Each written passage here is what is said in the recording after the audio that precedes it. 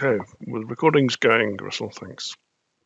Okay, so hopefully you can see my 3270 screen okay? Yep, so you logged on to CSIMBS.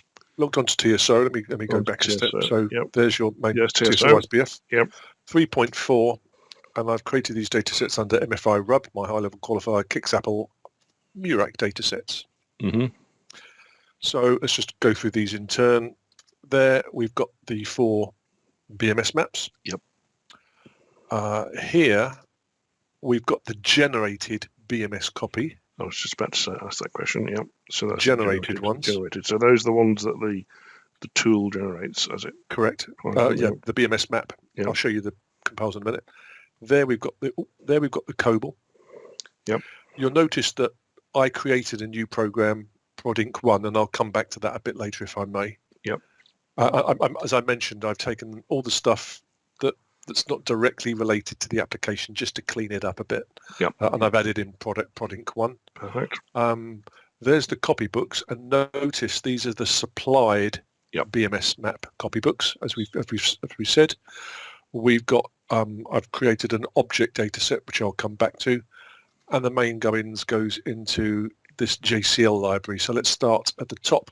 So question on the BMS maps. When you're regenning from a BMS source file, do you have to be careful not to overwrite the BMS maps you're going to use? Or so good question. That's why I was going to show this. Exactly what I was going to show you this.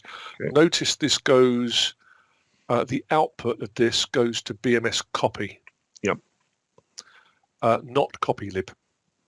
So I'm not overwriting anything. Good. And there's the 4 maps. So I'm generating the load modules for it. Let me go back there actually. I'm generating the load modules for it, which goes into a shared library called U056 loadlib. And this JCL that you're using here to do this, is it something you hand cranked, or is it as a template that you used? I brought a whole lot of stuff with me from IBM, so I've and that's interesting because that's relevant to the next 2 points. This one is the COBOL compiles. Hold that thought. Yep. But you notice that copylib is ahead in precedence. Yep. That's not very good English, but it takes precedence over BMS copy, which means the supplied copybooks are used in preference to the generated. I could asterisk that out because I don't want a BMS copy at all. Yep. But for good practice, it's left in there. Yep. Again, it's going to the same KICS library. Yep. I notice there's only 6 programs here, and that's because 2 of them, and this is a nice job when you don't have sort of specific include cards, but 2 of them, namely he says looking at his notes, numEdit and intEdit are not KICS programs at all. They are just COBOL programs that are called. Indeed, correct. So I've got a different compiler. It's still the KICS comp. Doesn't have KICS. It's a KICS compiler, but it doesn't have much KICS stuff in it. Yeah. And I'm sorry, I beg your pardon, I'm showing you the wrong thing. Let me show you the proper one first. That's why I was a bit confused why I had KICS stuff in it. This is a job that just a standard COBOL compiles, intEdit and numEdit, and produces these decks, which go into that object file, object dataset, intEdit. So these are the object datasets. And then when I do the KICS Inc, because I've got to specifically include those. So there's just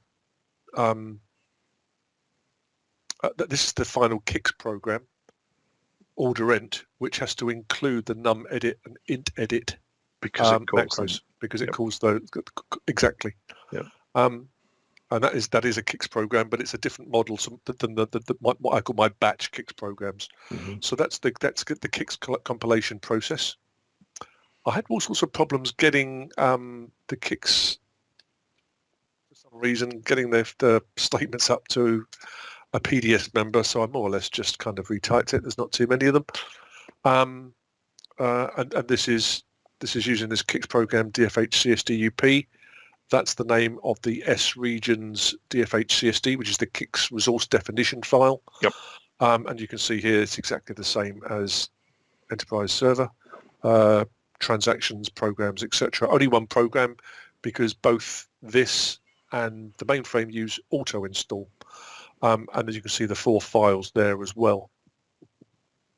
Perfect. Okay. Now to create the files, let's do one at a time, really. Custom as. What I've done is I've done the idcams, the vsam define for Murach custom as, made sure I've got the right record length, etc. And then I'm copying it in from a sequential file. And I basically, let's just quickly show you the sequential files. So custom as, for example, is here. Rather than your name and address, I kind of used the customer details from the file, the Kix file A vsam file. Fine. So that's that, and I did that for the other files as well, with the exception that one can go now. Actually, I'll come back to why. It doesn't matter. Why I had a problem with that. There's one file, the invoice file, which is output only. So I don't need to create it. So, but this is where the input from those files come from. Yeah. You see, there's the next invoice number, and back to the JCL. Because I know the application, all this is making sense to me. Good. So as we were saying there, so there's the idcams define, and then a copy from sequential into vsam. Yeah. And ditto for the other ones as well. Product has some comp3 data sets in it. So in fact, really, I should have showed you that in the last. That is interesting. So how did I do that? You're probably asking. There is a product, an IBM product called File Manager, which makes all this like data file editor. You can just type stuff in, and it makes it a lot easier. But we don't have that. So you have to start. It's quite hard work sometimes to get data in there. I've left hex on all from my previous thing, and you can see I got these numbers, funny enough, from the documentation in the Murach documentation, as opposed to using widget. My widgets. You can see here the comp7 v99 there, and the 4-digit comp3 7 there, etc. But by using hex, I could type those values in. Only 5 records, so it wasn't too much problem. Yeah. So that's that. Again, let's go back to the JCL.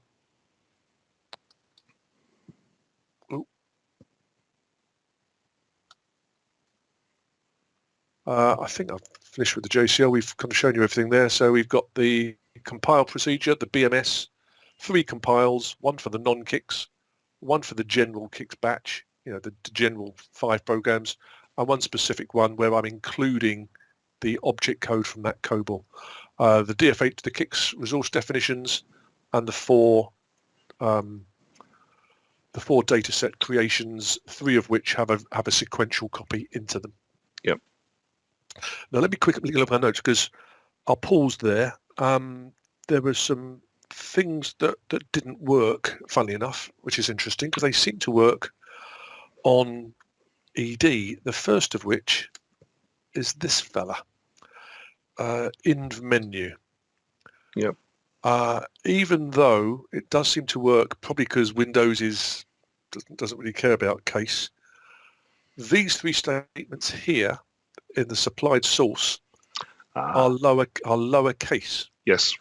And even though you've got auto install on, I think that gets in the way of it. So what I did is I changed those 3 lines to uppercase. Yep.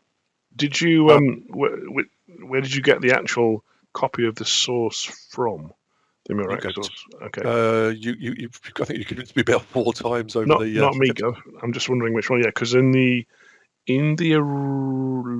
look later, but actually because there are various incarnations even I within might have Murach. taken it from the. I think once you sent me that, this is where you get it from. It might have been from the actual Murach. Yep. Again, a bit OCD. I probably wanted to just kind of start off with the supplied, take out the programs I don't want, take out the historical things that have changed, and go back to basics. So Yep. you might have changed this. I think even maybe in I'm the running this. Maybe I'm running this in ED. In fact, we could have a quick look. Should we have a quick look? yeah, have a quick look. I had to change them as well because I think there were various incarnations of the menu program, and they seem to have been left in a status that didn't work. So I had the same issue when I was getting it to work in ED as well. So it's quite possible, because my ED certainly works, but it's quite possible that I'm using your version in Enterprise Developer, Yep.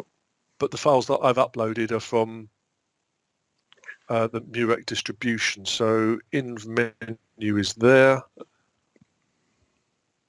Oh no. Yeah, lowercase, you see. They're lowercase, but that works in ED. Yeah. But it doesn't work on the mainframe. Right. So that's an interesting difference. It's probably because Windows is less case sensitive. Yeah. Or maybe it installs the auto-install program, I don't care what case you are, where the mainframe is saying, no, I don't recognize that program, because you can have programs in hex, I think. I don't recognize that. I'm not going to auto-install it, and I don't have a PPT entry for it. Yeah. Interesting test would be if I had a PPT entry, would it still fail? What I opted to do was just change the top of case, because frankly, that's probably better mainframe convention anyway. Sorry. Indeed. So that was one thing I had to change. The other thing I had to change, which was interesting, and this might be an error, when I was your data sets for the product. Mm-hmm. The ones I've got are 46. In fact, I could show you. May I show you again? Sorry, yes. We're going backwards a bit. But, that's okay. 46 record length, you mean? Yeah. So let me bring this up. This is all the kind of stuff that actually occurs in real life when you're getting it is. I bet. Can't emphasize that enough. Right. So. Yep. Notice it says here 39 of 10 to 46. Yep. And I defined the vSAN file originally as 46. Yep. And that's fine. Sorry, this is ASCII. This is not. And I think actually, if I click on here, I haven't done it in share mode. I think it might be open in Kix actually. Mm-hmm. But either way, I'm pretty sure that's 46 because that says 46 there. Yep. If you do that on the mainframe. Again, it's interesting to know why it works. I got an error, I think. I was going through a thing called EDF, which I could show you. Pretty sure it was this program.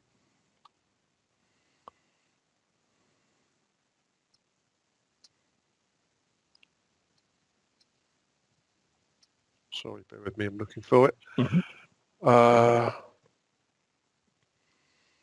That doesn't say, and it might have been that. I thought I had a length field on it.